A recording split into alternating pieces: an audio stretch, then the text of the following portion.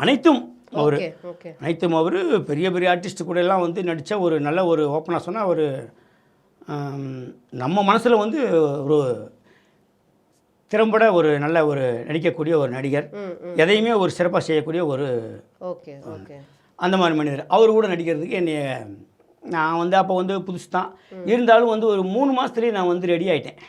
ஏன்னா அங்கே இருக்க பிரச்சனைகளை தெரிஞ்சுக்கிட்டேன். டைரக்டர்ஸ் வந்து நம்மளை ஏன் திட்டுறாங்கன்னு முதல்ல கண்டுபிடிச்சேன்.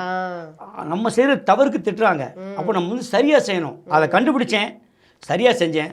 அவங்க என்னை திட்டலை. அப்போ அவங்க திட்டணும் திட்டுறதில்லை, நம்ம தப்பு பண்ணால் அவங்க திட்டுறாங்கிறத கண்டுபிடிச்சேன்.